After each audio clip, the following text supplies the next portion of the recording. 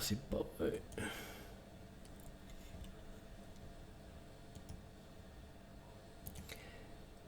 Bonjour à tous, bonjour chers amis, j'espère que vous allez tous bien. Moi ça va, je mets pas le casque alors évidemment. Je ne m'entends pas, là je m'entends. Merci d'être ici, merci pour les nouveaux abonnés qui sont arrivés, qui sont, je sais pas venus quand, mais ils sont là. En tout cas je les en remercie.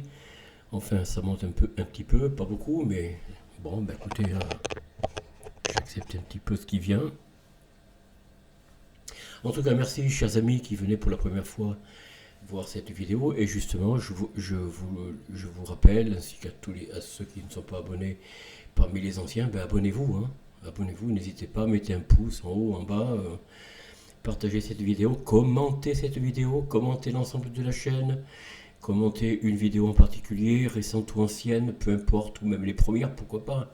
S'il y a encore des vidéos qui sont très anciennes, qui ont plus de 2 ans, je vous invite à laisser un message.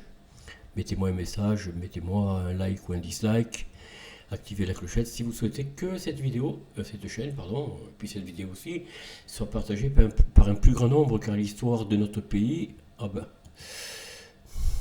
bon, ben écoutez, j'ai manqué de tact, j'avais pas mis la vidéo, donc je vous salue. Bon, je vous salue de nouveau, mais enfin bon, c'est pas peine que je renouvelle ces commentaires. Alors nous allons passer directement à la page du second roi carolingien, pardon. Alors nous y allons, nous nous y rendons. Qu'est-ce qui se passe là? Voilà. Hop, comme ça je partage l'écran avec vous. Alors j'enlève mes lunettes noires parce que j'y vois rien. J'y vois pas grand-chose déjà. J'y vois pas grand-chose sans lunettes, mais alors là avec les lunettes encore moins bien sûr. Mais c'est pour me protéger des yeux, hein. Alors, un petit mot d'abord avant d'entamer le deuxième roi des Carolingiens. Là, il s'agit de Carloman, frère pardon, de Charlemagne, hein, dont on parlera un peu plus tard. Pourquoi je vous parle des Carolingiens? C'est parce que l'entrée des Carolingiens, vous voyez, se fait par une officialisation comment dire, du pouvoir par le trône, sur le trône, pardon, avec la bénédiction de l'Église, de la religion, en fait. De la nouvelle religion, enfin on peut dire nouvelle, pour l'Hexagone, parce que voilà, hein, sous les Carolingiens, la religion chrétienne était représentée, oui, mais bon, vous voyez, elle n'était pas dominante. Eh non, justement. Et c'est ce qui a fait que le pouvoir des Carolingiens ont donné, je pense, plus de justice quelque part, de justice, plus de liberté aux petits paysans, enfin à ceux qui avaient une terre, comme je vous l'ai dit, une terre précaire. Alors je ne sais pas pourquoi on emploie ce mot précaire. En fait, oui, précaire parce que la vie n'est pas éternelle, hein, évidemment. Et puis le travail, ça épuise, hein, et puis à un moment que voilà, il faut donner le relais à la suite de quelqu'un de la famille. Donc il y a une précarité, on va dire, de ceux qui cultivent la terre, d'abord à ceux surtout à qui on l'a donné. Mais cependant, il y avait un partage de ces terres entre les plus élevés, bon ben le roi déjà, la cour, les seigneurs qui étaient voilà, les maires de palais, puisque sous les Carolingiens, les maires de palais avaient un certain pouvoir, et donc les édits des rois carolingiens ordonnaient que la terre que cultivaient les petits, hein, soit puisse avoir un partage des richesses, en quelque sorte, de la terre. Alors, quand on dit richesse, je dis ça avec une grande prudence, hein. Il ne s'agit pas de milliards ni de millions de monnaies, hein. C'est pas ça. Mais de vivre bien, vivre heureux de sa terre. Eh bien, ce ne sera pas le cas sous les Carolingiens, justement. Et c'est là que je voulais en venir. Une fois que les Carolingiens, notamment le premier d'entre eux, Charles Martel, hein, Pépin le Bref, pardon, Pépin le Bref, enfin Pépin Ier si vous voulez, lui il a mis fin à la précarité de la culture de la terre. Voilà. Ça veut dire que les rois, les princes, les seigneurs prenaient possession des terres et ceux qui s'y travaillaient, bien, soit c'était des gens qui s'étaient pas convertis, mais qu'on voulait avoir sous l'œil, hein, en quelque sorte, on les faisait travailler sous forme d'un servage, d'où les serfs. Les serfs, hein.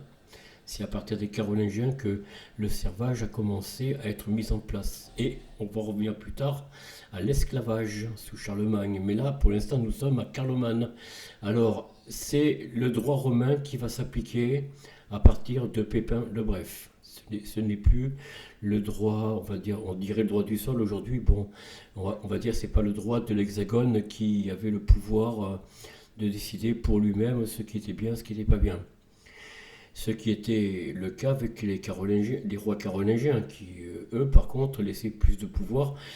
Mais les peuples, les gens se réunissaient, il faut pas croire, hein, les gens se réunissaient, ils débattaient entre eux avec un représentant de la justice royale, je pense, hein, ou seigneuriale, ils discutaient de ce qui allait, ce qui n'allait pas, ce qu'il fallait changer ou pas.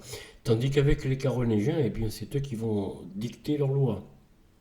Bon, même si parfois il y aura plus tard un peu de liberté, bien sûr, concernant certaines assemblées de gens, de hameaux, de villages ou de bourgs.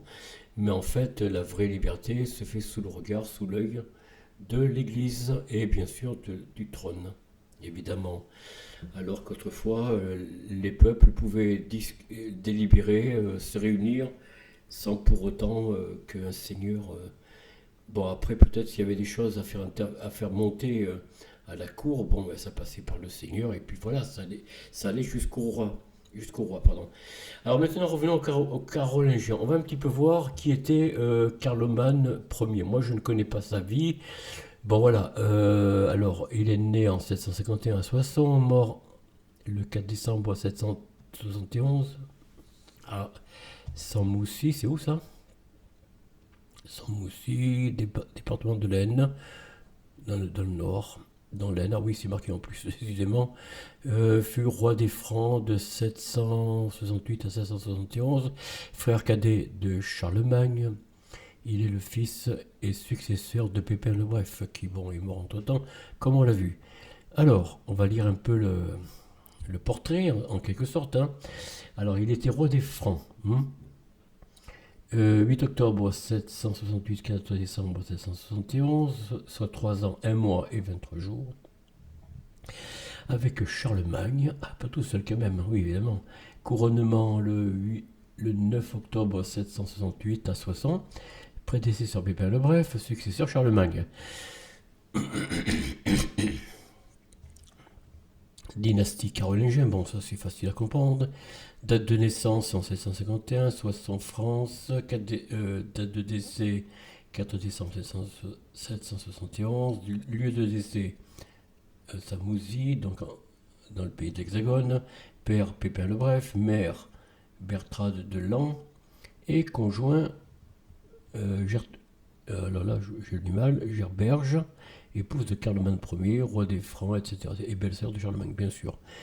Alors, que dire de ce roi bon, le partage du royaume entre Carloman et Charlemagne est fort diversement relaté par les historiens tels que Pépin l'avait prévu. Il est remis en cause lors d'une assemblée générale des grands feudataires du royaume. Charlemagne reçoit l'ancienne part de son père, la Neustrie de la Bourgogne et l'Aquitaine. Carloman reçoit celle qui avait été dévolue à son oncle Carloman, à savoir l'Austrasie, l'Alémanie, la Thuringe et les pays tributaires. Je sais pas ce que c'est ça. Les pays tributaires, c'est quoi? Bon, c'est pas grand-chose. Carloman et Charlemagne ne s'entendent guère. Ainsi, en mars 769, Carloman laisse son frère mater seul une révolte des Aquitains menée par Hunald. Hunald est un prince d'Aquitaine, d'accord, duc de Vasconie, fils du rebelle Veffre, et duc d'Aquitaine, d'accord, et de Vasconie aussi. Alors leur mère Bertrade intervient en politique afin de régler les différends qui opposent les deux frères en réalisant une alliance avec le duc Tessinor III de Bavière, d'accord, et avec Didier, qui était Didier, un Lombard, non, je crois pas. Ah si, un Lombard, voilà. C'est bien ce qui me semblait. Né vers 700, et le dernier roi des Lombards. Alors l'on qui opposait deux frères en alliance avec le duc de Tession. D'accord. Qui c'est qui a fait l'alliance au fait? Je ne sais pas. En réalisant une alliance. D'accord. Oui, c'est leur mère qui fait une alliance avec le roi Didier de Lombardie. En 770, les deux frères se réconcilient. À partir de juin 771, présentant sa mort, oui, il cède plusieurs de ses domaines à l'église abbatiale de Saint-Rémy de Reims en échange d'une sépulture en son sein. Les causes de sa mort soudaine, le 14 décembre 771, en son palais de Samoussy, sont incertaines, car aucun témoin de l'époque ne donne de précision, sinon qu'elles furent malheureuses. Sa mort serait consécutive à un important saignement de nez, probablement causé par un empoisonnement. Oui, déjà, vous voyez, même sous les Carolingiens, évidemment, il y avait des petits règlements de compte, même après, même bien après les Carolingiens d'ailleurs. C'est pas dû qu'aux Carolingiens ou aux Mérovingiens, entre eux aussi, ils se réglaient des comptes, évidemment. Alors, sépulture Carloman Ier fut inhumé en l'église abbatiale de Saint-Rémy de Reims. Cependant, avec 5 éléments ont conduit les historiens à s'interroger sur sa destinée de sa sépulture.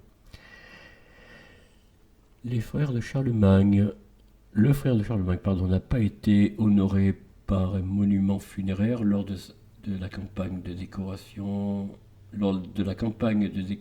du XIIe siècle. Avant la révolution de l'Hexagone, donc, il y avait de nombreuses épitaphes dans l'église abbatiale de Saint-Rémy de Reims, mais aucune ne mentionnait Carloman Ier. Le sarcophage qui lui a été attribué à Reims à partir du XVIIe siècle n'était probablement pas le sien. Dans la basilique Saint-Denis existait un tombeau et un gisant attribué au roi Carloman Ier, fils du roi Pépin. Lors de la révolution de l'Hexagone en 793, le tombeau est vidé comme celui des autres monarques. Oui, évidemment, ça. La révolution a fait le ménage, quoi. Suite de la mort Carloman. Il y a beaucoup de... Dès la mort de Carloman, Charlemagne, profitant de la situation, évince ses deux jeunes neveux en prenant possession du royaume de son frère au mépris de tous leurs droits. Ça. Après avoir rallié des fidèles de Carloman, notamment son cousin Adalard de Corbie, et donc, d'accord, en Flandre, l'abbé Furald, d'accord, et le comte Warren, il devient l'unique monarque du royaume franc. Voyant en cela une menace pour ses enfants, Gerberge, c'est ça, veuve de Carloman, accompagnée de quelques seigneurs francs, part se réfugier en Italie. Elle aurait dû gouverner au nom de ses enfants, mais préféra se réfugier avec ses enfants auprès du roi Didier de Lombardie, que l'on soupçonna par la suite de vouloir sacrer le fils de Carloman. Ah bon? Mais ma foi. Qu'est-ce que c'est que ça? J'entends des drôles de bruit. C'est pas moi qui fais ça, pour ça. Alors, les annales, Lobiens précise que l'épouse de Carloman était une fille de Didier, roi des Lombards, et qu'elle engendra 2 fils, mais selon plusieurs historiens, lesquels Christian Settipani, La préhistoire des Capétiens, d'accord. Il s'agit de la... Il s'agit là d'une confusion, sans doute due au mariage de Charlemagne avec la fille de Didier et au fait que Gerberge se réfugie en Italie. Bon. Alors la généalogie, voilà un petit peu la généalogie des Carolingiens, je crois, hein, si je ne me trompe pas. Enfin, en tout cas, pardon, de Charles d'Imartel jusqu'à Carloman. Oui, bon, voilà. Biographie, bon, télévision. Alors on continue un petit peu ici, peut-être. Alors là, oui, alors descendance et les annales, Lobiens précise que l'épouse de Carloman était une fille de Didier, roi des Lombards, ça je l'ai dit. Les historiens ne sont pas d'accord. Son premier fils, Pépin, né en 770, fut soutenu par Didier, roi des Lombards, qui demanda au pape Adrien de le couronner en 774 devant l'avancée de son oncle Charlemagne. Il est amené à Vérone, où il est pris avant d'être probablement enfermé dans un cloître. Oui.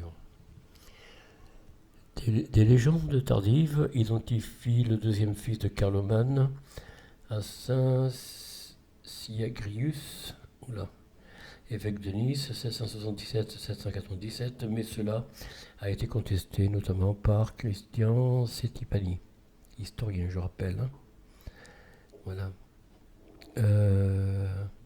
À Écart, à Écart en 1963 et Étienne peut-être, il y a Huichuca en 1974 ont voulu voir dans cet enfant la future Sainte Ida, mère de Varin, abbé de Corbie et ancêtre de la maison de Saxe, mais cette hypothèse n'a pas été retenue par les auteurs postérieurs, R. Wenskus en 1976 et B. Caster en 1986. Bon, après généalogie, on vient de le voir, biographie, bon. Voilà un petit peu, mes amis, ce dont... Ah, j'ai pas mis le générique au fait. Oh, ben c'est pas grave, on le mettra à la fin. Tant pis, j'ai oublié. D'ailleurs, je le prépare peut-être. Non. Je vais mettre... alors d'actualité, qu'est-ce que j'ai à vous donner, mes amis? J'ai pas grand-chose, hein, je peux pas vous demander... Bon.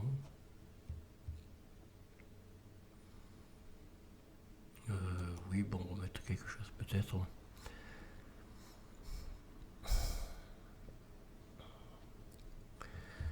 Bon, il se passe pourtant bien des choses. Ah voilà, ça c'est Vance, le vice-président des États-Unis, donc je suis expert en langage corporel et voici ce que l'attitude du vice-président américain de Donald Vance, je pense.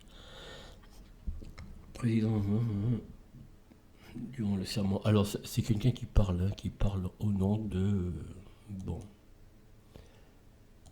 il n'y a pas grand-chose. Bon, écoutez, chers amis, j'ai envie de rigoler sur une actualité, mais voilà.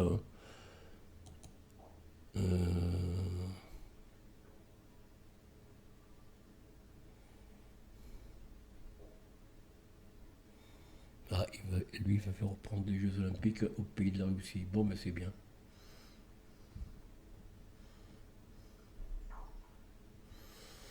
Évidemment, c'est un gros pays qui manque aux Jeux Olympiques ou à d'autres activités sportives. La Russie, bien sûr. C'est un grand pays, un grand État, rien à voir avec... c'est même 2 fois plus grand que... 2 fois, peut-être même plus.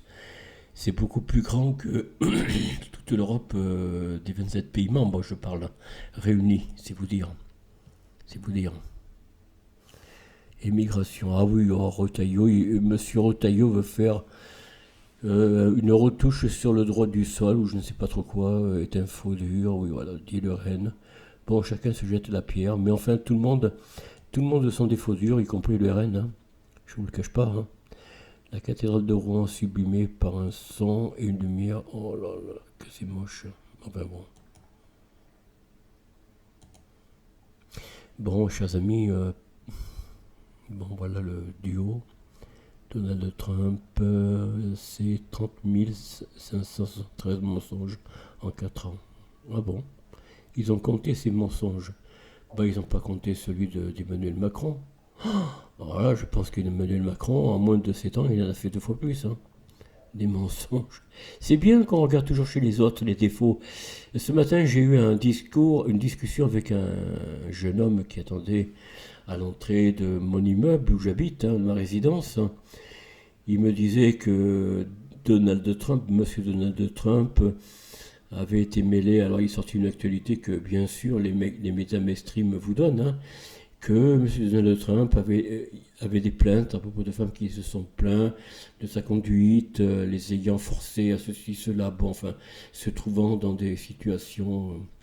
Alors je lui ai dit, mais écoutez, cher ami, vous avez vu ce qui s'est passé à l'Élysée quand même entre 2017 et 2022, non?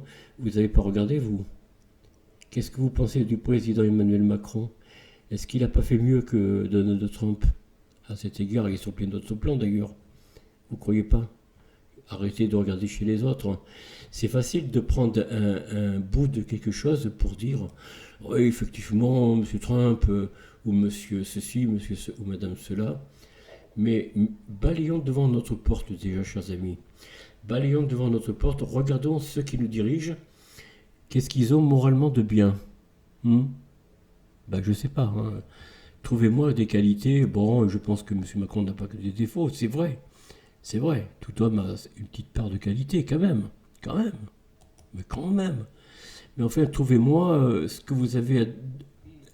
S'il n'y a rien à reprocher, de toute façon, je pense que l'histoire l'oubliera vite, hein. Monsieur Macron, comme d'autres que lui, hein, Sarkozy et puis les autres, ne seront pas une référence dans l'histoire. Je ne pense pas que l'histoire retiendra grand-chose d'eux, si ce n'est des choses pas très jolies pour des dirigeants, quoi, vous voyez? Comprenez ce que je veux dire? Quand on est dirigeant, on a un droit moral devant son peuple. Eh oui, on peut faire des choses dans le privé quand on n'est pas élu, voilà, on est un individu, je sais pas, moi, un petit entrepreneur. Bon, vous êtes marié, vous avez eu une aventure avec une jeune femme, tout ça. Bah, écoutez, c'est votre vie privée, c'est tout. Mais quand on est dans la vie publique, quand on est un élu, que ce soit depuis le maire jusqu'au ministre, député et la présidence ou le président, eh bien, il se doit avoir un droit de garder un droit moral devant ses sujets. Enfin, les citoyens, puisqu'on dit les citoyens aujourd'hui. Voilà, c'est tout. C'est comme ça que moi je vois les choses, hein. Non, chers amis, j'ai pas grand-chose à vous donner comme actualité. Je pensais trouver quelques petits trucs. Si une pépite ici, honte à vous, voilà. La députée allemande, Madame von der Leyen se fait démolir, mais enfin, bon, ça ne veut pas dire que, ça ne veut pas dire qu'ils ne seront pas présents, qu'elle ne sera pas présente dans quelques années. Bon, maintenant, l'élection de Donald Trump, qu'est-ce que ça va apporter pour nous? Pour nous, gens de l'Hexagone, je ne sais pas. Tiens, c'est pas mal, ça change tout seul. On ne demande rien, mais bon. Voilà. Oui. Bon, écoutez, chers amis, j'ai pas grand-chose à vous donner. Je suis navré. J'aurais bien voulu faire mieux que ça, mais bon.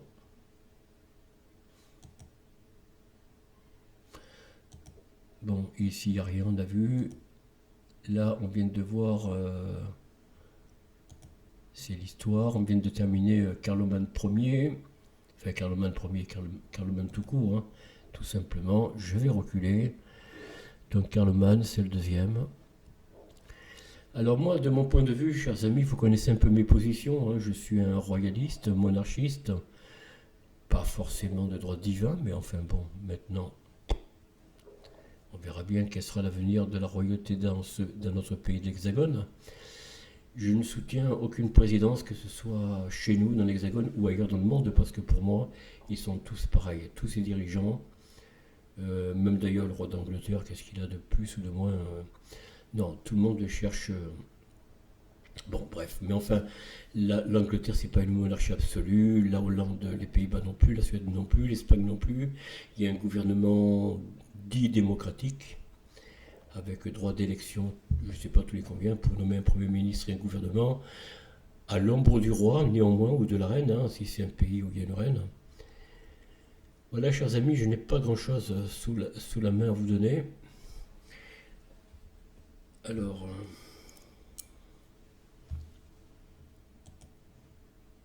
voilà. Voilà, chers amis, donc, me voici de nouveau présent avec vous. Alors, cette fois, je ne vais pas oublier le générique. Enfin, là, je pense que vous ne voyez pas beaucoup. Ne bougez pas.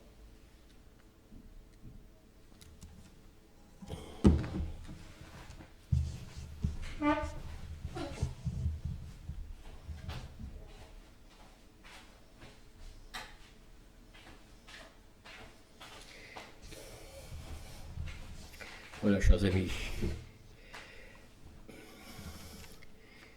Le temps s'est assombri. Bon, ça ne m'étonne pas. Ça fait partie de notre région. Notre région étant très nuageuse. Alors, qu'est-ce que c'est que ça, là? Je vois rien. Ah ben, j'ai pas supprimé pourtant. Mais qu'est-ce que c'est que ça? Oh, zut alors. Euh,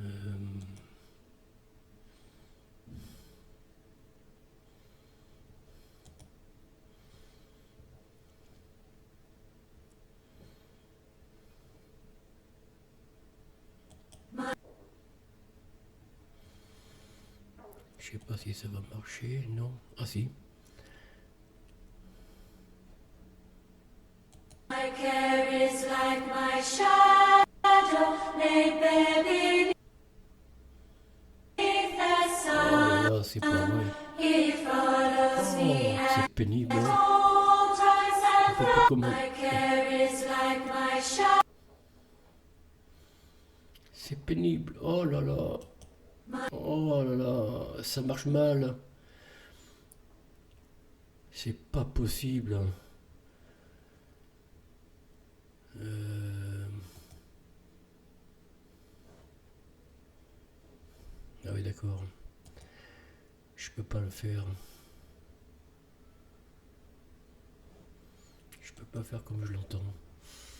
Bon, je n'arrive pas à mettre seulement la vidéo. Ah là là là, je suis embêté, mes amis. Si vous savez, je n'arrive pas à faire marcher ce logiciel. Je n'y comprends rien. J'ai beau m'efforcer d'allumer le micro, de faire marcher le micro, et ça fonctionne pas, ou mal.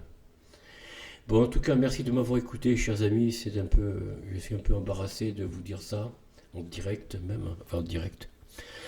Écoutez, on se retrouve pour la prochaine vidéo demain, normalement, si tout va bien. Je vous souhaite donc, j'ai pas pensé à vous souhaiter un bon week-end déjà hier, hein, j'aurais pu le faire. Donc cette vidéo paraîtra dimanche. Je vous souhaite un bon dimanche. Bon, ici, je pense qu'on va avoir de la pluie, du vent tout le temps. Puis maintenant, ils ferment le parc comme ça. Ils ferment tous les lieux publics. Il n'y a pas de vent, il n'y a rien, vous voyez. Ils ont fermé. On ne sait pas pourquoi, mais ils ont fermé. Comme ça les enchante.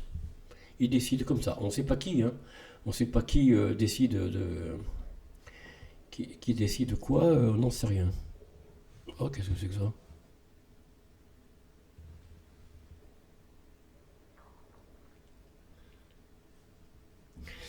Enfin voilà mes amis, bon je n'ai rien d'autre à vous dire. Je vous souhaite donc un bon dimanche, un bon week-end bien sûr. S'il fait beau, les amis, allez sortir un petit peu, je sais pas moi en fait, allez à des manèges, s'il y a des manèges chez vous pour vos enfants, hein, si vous avez des enfants, des petits, ou aller faire un pique-nique, une promenade, en vélo, enfin en vélo, bon, ce que vous voulez quoi. Sortez un peu parce que bon nous ici, vous savez, le temps... C'est presque toute l'année, vous savez, ici, bon, c'est vrai que c'est les Pays de Loire, c'est le charme un peu de cette région. Mais il y a des moments qu'on aime... Bon, que voulez-vous? Ben, oh là là, c'est pas vrai. À chaque fois, j'oublie. Bon, à chaque fois, j'oublie d'activer le partage d'écran. Excusez-moi, chers amis, décidément, j'ai du mal à m'y faire. Nous nous disons à bientôt. N'oubliez pas que la vie est belle, malgré tout, qu'il y ait du soleil ou pas, de toute façon, cela ne devrait pas affecter trop votre morale, chers amis, hein, parce que bon, sinon on vit plus, hein, si on se laisse aller. Il faut chercher l'information qui vous plaît, que vous ressentez, qui vous convient. Et non pas. C'est pour ça que moi je n'écoute pas la météo, je ne lis pas la météo. Alors il y en a, oui, je voulais vous dire une chose aussi. Ça n'a rien à voir avec l'actualité ou quoi que ce soit, l'histoire des rois. Mais il y en a qui regardent leur astrologie. Bon, à un moment donné, j'ai été comme ça, c'est vrai que je reconnais, c'est pour ça que je vous dis ça. Finalement, ça fait partie d'une fausse information, parce qu'il n'y en a pas un qui va dire la même chose, pas un astrologue qui va dire la même chose, et il n'y a pas une seule carte identique à une autre, ça je vous l'assure. En plus, les horaires ne correspondent pas les uns par rapport aux autres. Et puis non seulement ça, ça fait partie de la matrice. Vous savez, la matrice, c'est de conditionner les gens dans une situation que moi j'appelle la dystopie. La dystopie, c'est de rendre les gens toujours plus malheureux, toujours plus anxieux. Il fait pas beau, il fait froid, il y a trop de neige, il y a trop de pluie, il y a trop de soleil. Vous voyez, chacun va chercher ce qu'on lui donne. Non pas ce qu'il trouve en lui-même, mais ce qu'il entend, ce qu'il voit, enfin les paroles qu'il entend des autres quand il sort, vous voyez, quand il rencontre du monde. Je ne parle pas quand il lit des journaux, regarde la télévision, ouais, parce que là c'est encore pire. Là il massacre d'informations, d'informations déformantes pour la plupart du temps. Je ne dis pas que tout ce qu'ils disent soit faux, mais c'est parfois déformé. Même une vérité, ils arrivent à la déformer. Par contre, là j'ai pas le droit, hein, je peux pas vous le dire, vous le montrer, mais Europe 1 a sorti une vidéo hier, vous pouvez la voir je pense, c'était une émission de 9h à 11h du matin, c'était il y a 2 jours je crois, regardez bien sur les archives de Europe 1, vous aviez comment dire, un journaliste qui accusait les journalistes de l'Hexagone, d'ici, hein, l'Hexagone de faire de la propagande, de faire du mensonge, de déformer la vérité, de faire du fake news, enfin voilà. Maintenant, il y a quand même certains ils commencent un peu à se réveiller, vous voyez, on n'est plus les seuls à dire oui, ça va mal. Oui, non, on était traités de complotistes, la presse et les médias étaient tous contre nous, enfin contre nous, contre ceux qui sont beaucoup plus que moi batailleurs, on va dire. Et aujourd'hui, certains médias commencent un peu à se réveiller.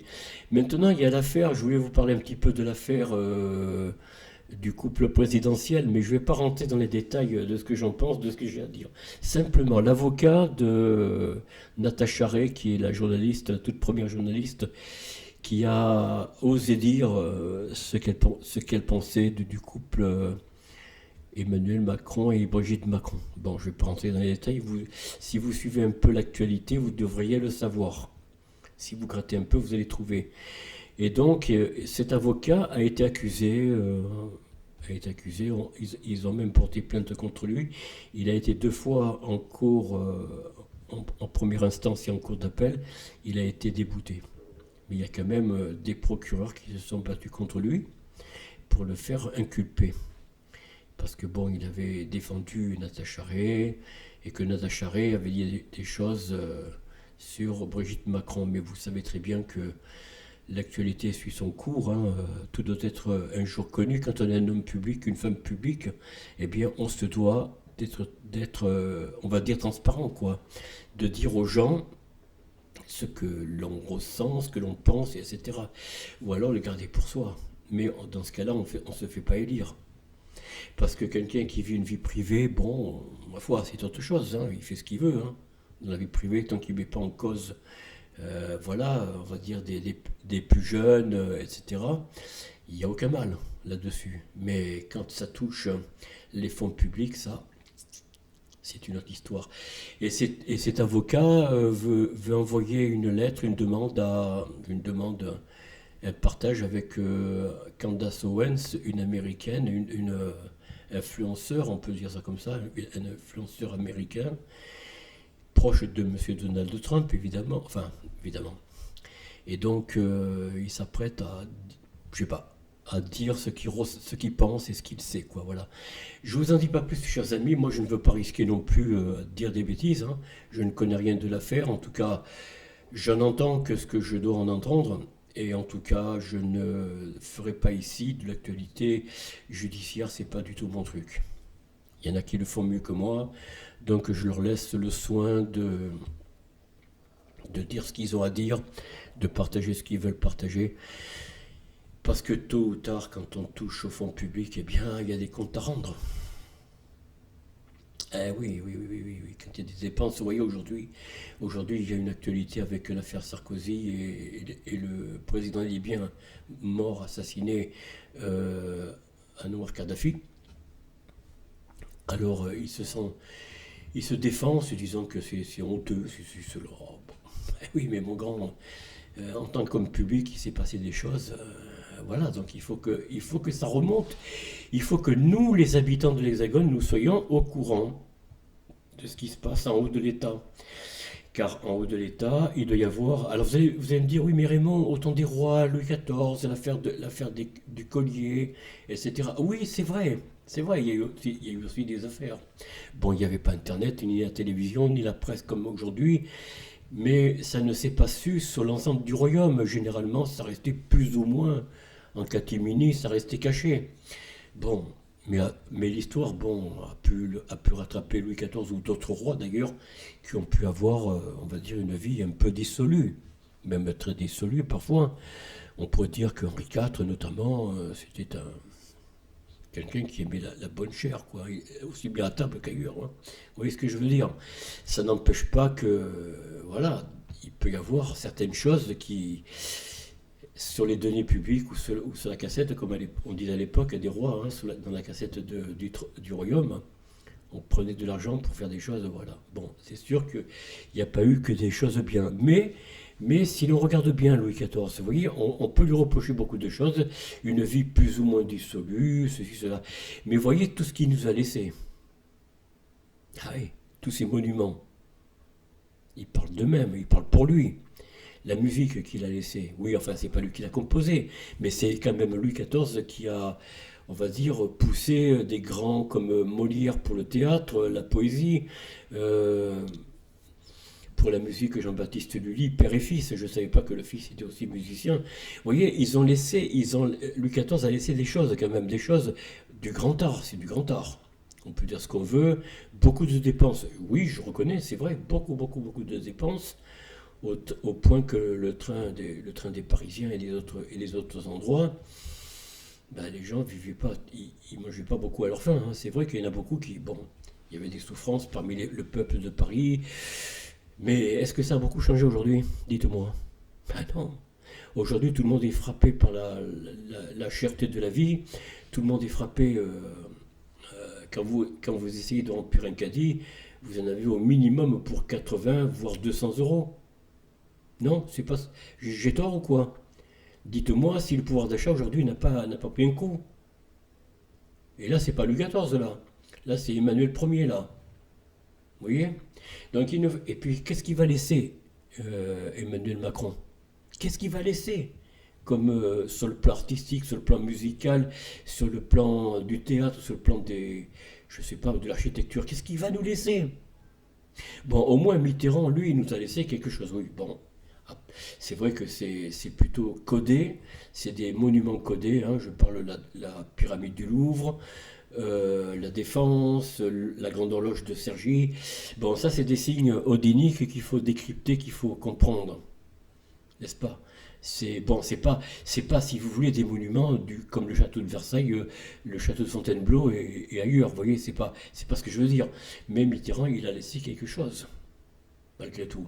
Alors je ne défends pas François Mitterrand, puisque aujourd'hui il est tellement décrié, alors qu'il a laissé plus que Sarkozy, plus que Jacques Chirac d'ailleurs, hein, il faut le dire, et plus qu'Emmanuel Macron. Emmanuel Macron, il est dans son deuxième quinquennat. Dites-moi ce qu'il a fait. Qu'est-ce qu'il a construit dans les arts, dans les peintures, dans l'architecture, dans la prospérité du peuple de l'Hexagone? Dites-moi ce qu'il a fait. Dites-moi. Si vous me trouvez un point fort qui peut défendre Emmanuel Macron, dites-moi quelque chose. Pouvoir d'achat augmenté, euh, baisse énergétique de chauffage dans les maisons. Le PIB est au plus bas, hein, il faut dire ce qui est. On fait croire que le pouvoir d'achat a été relancé. C'est pas vrai, c'est faux. Tout ça, c'est de la poudre de perlimpinpin, c'est de la poudre aux yeux. Et ça, c'est de l'actualité, chers amis. Nous sommes gouvernés aujourd'hui par quelqu'un qui risque de pas laisser grand-chose dans l'histoire, hein. Louis XIV, au moins, lui, il a laissé quelque chose. Ah, il a fait beaucoup de morts, des deux côtés, hein. Côté du royaume et côté de ses ennemis. Oui, il a fait beaucoup de morts. Il a eu un règne de plus de 46 ans, quand même, hein. Il a fait plus de morts que Napoléon, je crois que c'était le contraire, mais non. Mais Napoléon, il a fait quand même plus de morts, si vous voulez, par rapport aux peu d'années qu'il a été vraiment au pouvoir. Si Napoléon avait exercé son pouvoir d'empire pendant 46 ans, qu'est-ce que ça aurait été comme hécatombe? Qu'est-ce qu'il y aurait eu comme hécatombe? Faites vous-même le prorata, vous verrez que Louis XIV a fait moins de morts. Alors, il a fait plus de morts, oui, parce il a vécu pratiquement la moitié de sa vie dans les guerres. Ça, on est bien d'accord. La moitié de sa vie, ou presque, c'était des guerres, quoi, hein. La Hollande, tout ça, l'Espagne, bon. Mais si vous prenez le nombre d'années qu'aurait pu vivre Napoléon dans l'hypothèse où il aurait poursuivi ses guerres d'expansion, ben je pense qu'il aurait fait plus de morts que Louis XIV. J'en suis à peu près certain. Voilà, chers amis. N'oublions pas qu'il a fait je ne sais pas en combien de temps, il a fait 1 million de morts en peu de temps. Je ne sais pas si c'est en quelques jours, une semaine, je sais plus trop quoi, je sais pas trop. Voilà, chers amis, nous allons en rester là avec l'actualité, avec l'histoire des rois. Nous poursuivons demain. On se dit à bientôt. Au revoir. Alors, qu'est-ce qu'on va faire? My care